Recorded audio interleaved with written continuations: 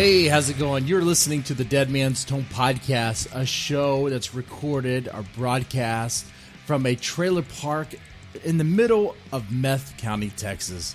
The show's also completely demonetized on YouTube because it's just too damn sexy.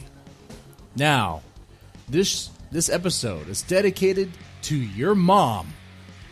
To all your moms. My mom, too. Granted, she's probably not going to listen to this. She doesn't even read my stuff. Why would she? I write some absolutely horrid stuff. You probably do too, right? A lot of the listeners of the show are horror authors, horror writers. So let me put a question out there. Does your mom read your stuff? And if she does, how does she react to it? And how do you feel about that? Look, I'll go ahead and make this, the announcement here. I do have a short story collection called Deadhead. It contains a lot of short stories, obviously I've written and compiled and put out there. One of which is called Mother of the Year. And that story is very fitting for Mother's Day. All right? I tend to write real life horror. My characters are not monsters. Well, they are monsters, but they're not ghouls, ghosts, and goblins. They're real people doing what real people do in the absolute most disgusting way. Because, to me, that's horror. That's real horror. That's something you can't escape, because that's reality. And Mother of the Year is that. It's a mom choosing meth over her kids, and her kids are there while she's doing it. And they're the story kind of more like paints a picture of what's happening, you know. Anyway, so in this episode, I want to talk about moms and what they mean to us, and if they really read our material, and how they might react, and how do you feel about their reaction towards it, right? Also want to talk about moms in fiction and moms in horror movies, and ask the question, which one is the worst mother ever, okay? So let me know in the comments section what you think is the worst mother ever from the moms I'm going to bring out here. Obviously, we're talking about fictional moms. If someone puts down Andrea Yates, I would totally agree, but that's a real mom. That's a real mom. Anyway. But yeah, as a horror author, talking to other horror authors, and maybe you're not a horror author, but maybe I don't know, maybe you write music, or maybe you just have a podcast too, or maybe whatever. But I'm sure there's things that you do that your mom wouldn't be happy about, right? I mean, I love my mom with all my heart, but if you were to ask her if she respects what I do here on this podcast or what I write, she would definitely say no. How about for you, right? If you have a YouTube channel, maybe you create comedy, maybe you create entertainment, are there things that you do in your life that your mom would disavow? That your mom would, if she knew about, would sit you down and try to give you that talk? And I understand where that comes from. I do. It comes from a place of love, right? But it's like, Mom, you might not like everything I do. Like, that's the thing. Like, when I'm out here, it's like I'm trying to hustle. I'm trying to work. I'm trying to create content that I enjoy. I'm trying to create content that reflects my view of reality from my perspective. You're not going to like that. You're not going to like that. It's a dirty world out there, Mom. You know that, you know? But that's the thing I like about my mom, maybe you like about your mom, is that no matter how far you go on something, they still love you, man. They still love you, right? Like when my mom found out I wrote erotica on the side, I didn't tell her the pen name. No one's ever going to get that. It was like, yeah, I had that talk. She gave me that talk, and it was not good. She put me in the corner. You know, felt that shame. And then people will say, like, if you do something, I heard this before from people. If you do something that your mom wouldn't approve, then what does it say about you, right? Well, I mean, you're gonna do stuff that your mom's not gonna approve of. That doesn't mean it's a bad thing, right? What, are you living your life based on your mom's moral compass or your moral compass, right? What's going on here? Okay? You got it. You draw the line somewhere. The line gets blurry at times, but yeah. You do you, right? I'm not going to preach to you and tell you how you should live your life and all that. You do you.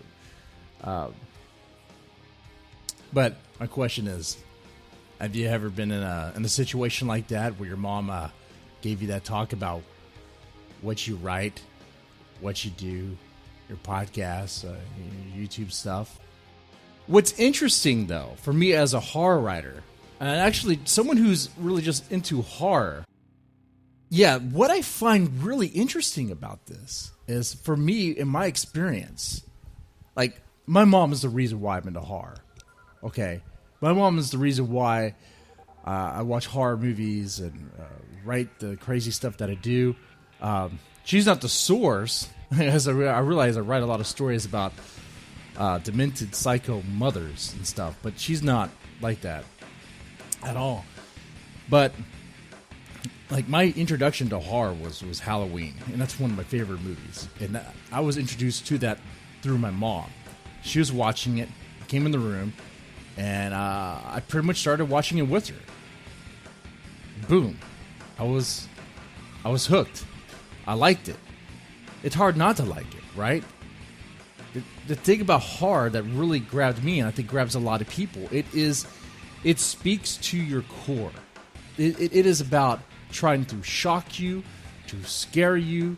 You are seeing people being terrorized and chased by a murderer. You're seeing people being forced to face their fear, and if they fail to face their fear will chase after them. It could be a guy in a mask. It could be an alien in space.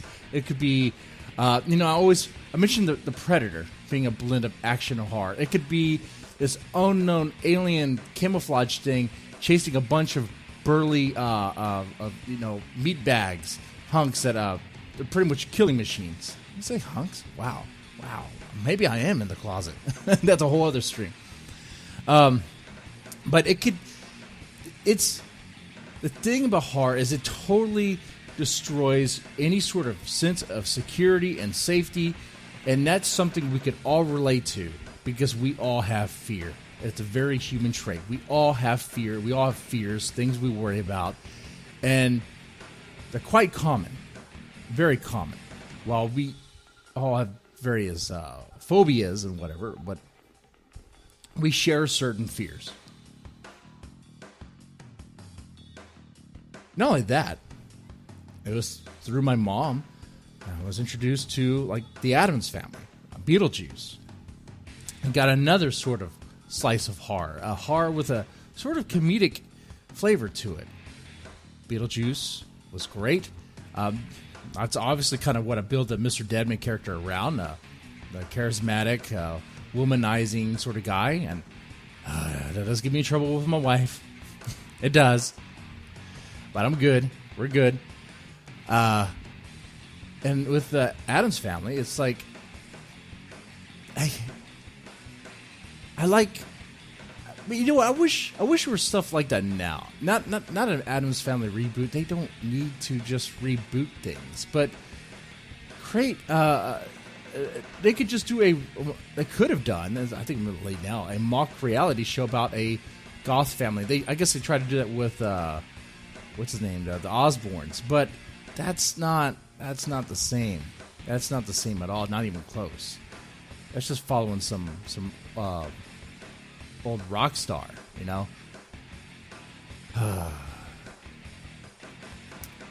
And my mom always had a sort of weird sense of humor, and I don't know about you, right? I don't know how your mom's sense of humor is, but she one time tried to prank my sister was something that when I describe this, it's going to sound like something like a source of a horror movie, like an origin story. She, in the morning one time, I don't recall the exact date of that, but it was in the morning, and my mom presented my sister with a box, and it was a shoe box. On the outside of it, it was a shoe box, and my sister opened it up, and inside the shoe box were cat paws, like from a cat, like real ones, like severed. Pretty gross, pretty barbaric. Did my mom kill a cat? No. The cat was already dead. That is, but he decided to prank my sister with that. That was crazy. I was like, "What in the world? What just happened?" Of course, my sister was terrified. I was in disbelief. I couldn't believe what just happened there. With that said, I don't even with that said. So, like, if my mom were to read my stuff, and she's done it before, she's done it before.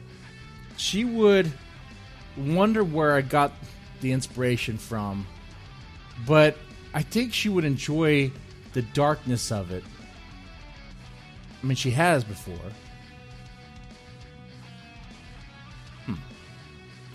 Well, we're all kind of warped in the head a little bit.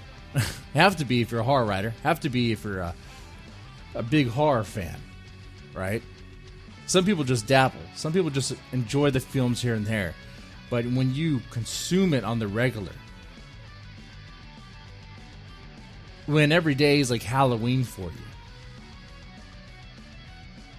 yeah, you might be a little warped in the head, right? I mean, let's be honest here.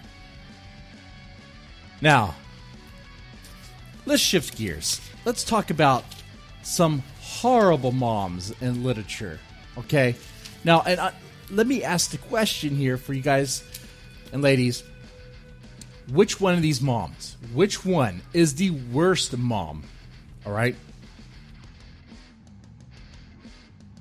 Let's start with moms in literature. Let's start with Kathy Ames and East of Eden by John Steinbeck. Now, Kathy Ames is a reminder that a side chick doesn't become a main chick. You don't give a hoe a promotion. You can't turn a hoe into a housewife, right? You heard these things. Some women would nod in agreement. Some women would understand. Some women would shake their head and be like, no, that's not true. I like that. I wonder why there's some disagreement there. But Kathy Ames is a piece of work. She killed her parents, setting fire to the house. She seduced the Trask brothers, creating a Jerry Springer Moray situation where it's like, which one is the father of the kids? She couldn't even tell you. And she wouldn't even really care anyway. She abandoned the kids. Left them. Probably for the better. She killed her husband. Ran a brothel. Nothing wrong with a brothel. Something wrong with murdering your husband. But nothing wrong with a brothel. But then you get the drugs involved. Drugs and violence. You don't need the drugs there. That just makes things go crazy. You don't need the violence. Come on now. Is this the worst mom in literature? Is it? Or do we have to look at Janice Engstrom in Rabbit Run by John Updike? Now, Janice was a drunk mess. A flat-out, sloppy, drunk mess. Sounds like my sort of character. I kind of like those drunk, sloppy characters. But she drowned her kid. She drowned her baby in the bathtub. Now, of course, this is just fiction. In reality, she has nothing on Andrea Yates. Andrea Yates drowned all her kids, practically, right? I mean, hell.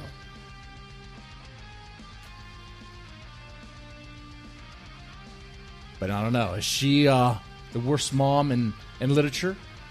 What about Margaret White in Carrie?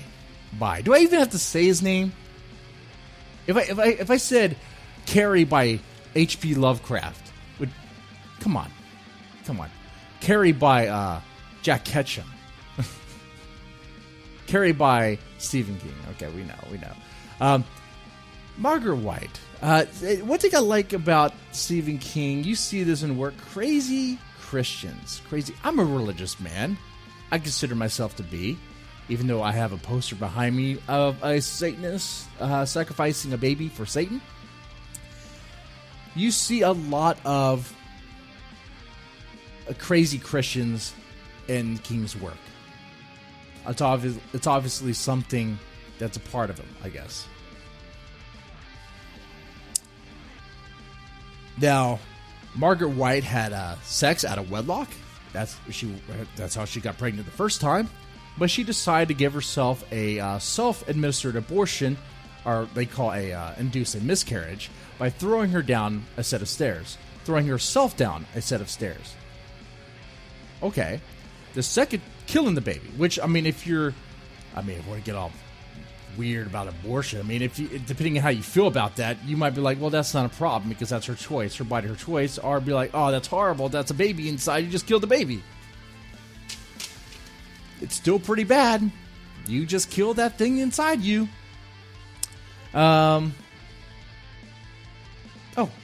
Second time she gets pregnant, obviously that becomes Carrie. Oh, but she's still heavily devout, crazy Christian.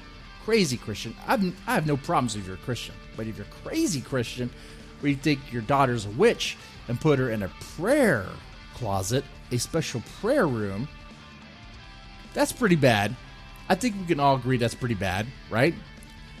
Where you have repressive views on women's sexuality, where you think girls that develop boobs are loose women.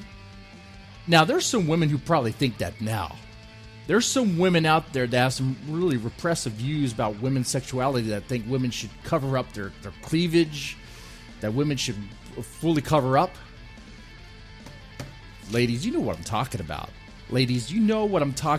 You know there's other women out there that shame you for having large breasts. And shame on them. They're just jealous. I'm not going to get into the whole sex positive, sex negative thing about feminism. Anyway. But is Margaret White a piece of work? Definitely. Is she the worst mom in literature? Maybe. She might very well be. You have Eva Kachadorian. That's a weird last name. And we need to talk about Kevin. What's the worst thing about her? Well, she produced a little school shooter. That's pretty bad, right? That would suck, to be the parent that produces a school shooter. That's kind of fucked. Because even if the kid had a good life, even if the worst thing you did was say no to Nintendo, or you took up the PlayStation or something, or you refused to give them what they wanted, and they decided to go postal for that reason, no matter what you did, if it was something that small, he will still say, oh, you're the worst parent ever. Right? But Eva Kachadorian, she was a bad mom. She would abuse her kid. She would throw him around and break his arm and stuff. Now, there's a lot of people that go through violent households that don't become little school shooters. They don't become murderers and rapists and horrible people. They somehow get through it. They might be warped in the head too. Maybe they like horror. Maybe they like a bunch of stuff. I don't know. But what I'm saying is, they don't all become school shooters. But in this case, Eva Kachadorian definitely produced one. Is she worst mom in literature?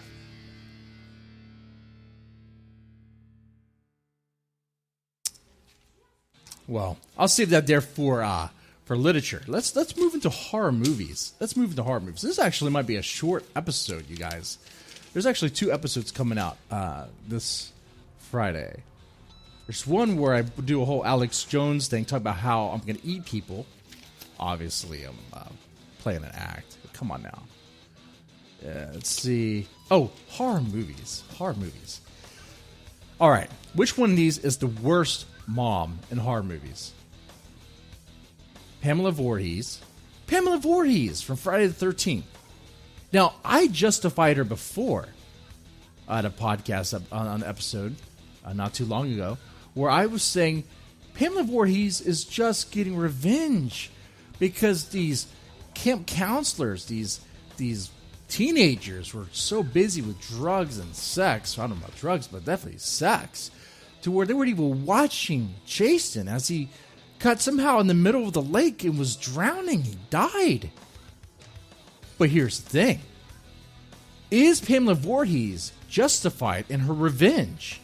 Because she already got revenge. She already killed all the people and burned the camp down. They had to rebuild the camp back up. And it's a new set of camp counselors, new set of teenagers that had nothing to do with the drowning of Jason or neglecting Jason to where he drowned, right? People who are just hearing about the legend like it's a rumor. So they have nothing to do with it. So Pamela Voorhees sees that the camp is back up, is mad, and wants to kill all of them out of anger. I don't know. It doesn't sound like she's justified. It sounds like she's more like a Karen, a murderous Karen that wants to speak to their manager, but there is no manager, so she wants to take the knife and stab them all because her baby boy, her boy drowned. Maybe she should have been a better mom and taught her kid how to swim. Maybe if she did the right thing and teach her child how to swim, her child wouldn't have drowned, right? Is Pamela Voorhees really justified in revenge? Or is she the worst mom in horror films? What about Mommy Robeson and People Under the Stairs? Look, I mean, she raised a bruised of feral cannibal kids, cannibal children just eating people, going after people. You can't be a good mom. You can't be mother of the year when you do something like that, right? Come on. She's definitely worse than Pamela Voorhees. I know Pamela Voorhees just killed a bunch of innocent people in the name of her son.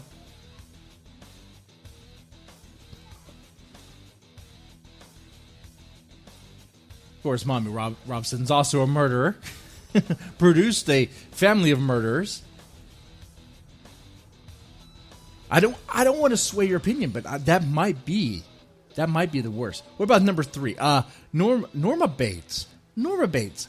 Norman Bates couldn't get all that messed up in the head if it wasn't for his mom. You know, Norman Bates didn't become a psychopathic killer overnight. He didn't have split personalities overnight. He wears a dress. He acts like his mom. He plays like he walks around as if his mom is in his head. Clearly, Norma Bates really got into him. There's a whole incestual element. There's a whole coaching element. There's a whole in getting him into the life of murder and bloodshed and just darkness.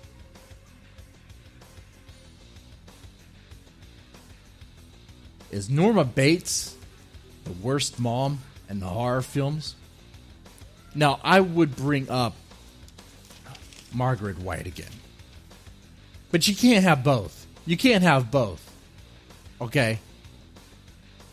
She's in the worst. She's in the hard literature category. Okay, you can't be in both categories here. What about Miss Loomis?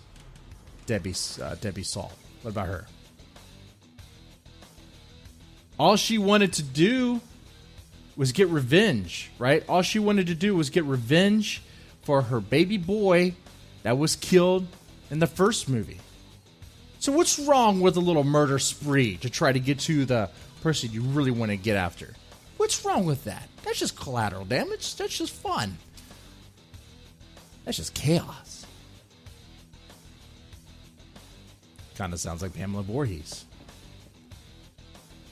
Which one of these is the worst mom in horror? Right?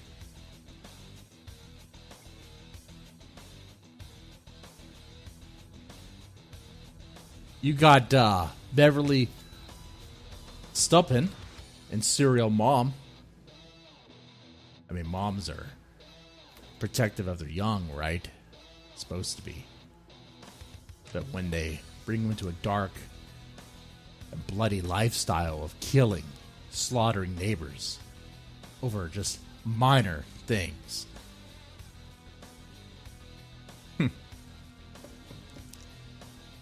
Is that the worst mom in horror movies? Is it? You got Nola Carveth in The Brood. Now, this one is wild because her offspring is more like the psychoplasmic spawn of this mentally disturbed woman. Physical manifestations of her rage.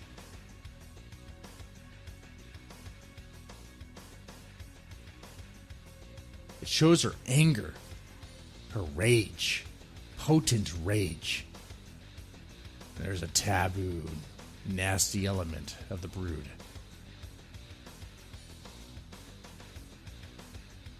Is Nola Carveth the worst mother in horror movies?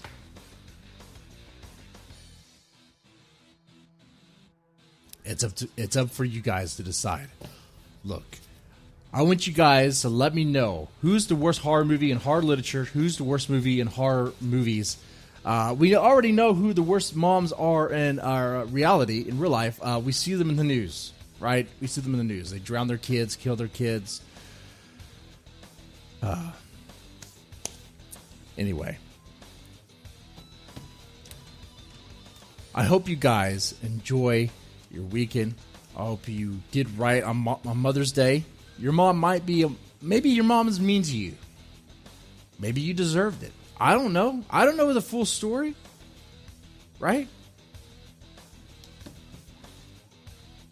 But unless she's some sort of horrible monster,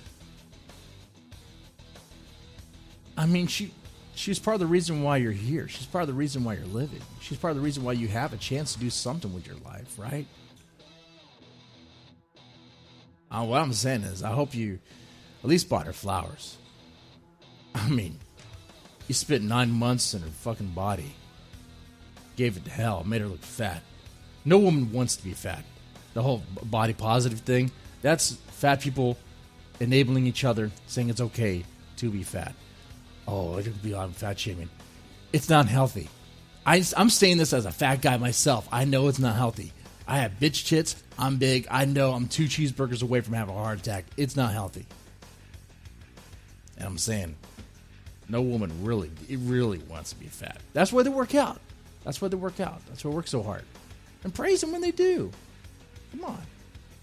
And what I'm getting at, you were in her body, in her womb. You gave it hell. And you can't give her flowers? Come on. Anyway, ladies and gentlemen, I hope you enjoyed this episode. If so, press the like button, share, subscribe. You guys, take it easy.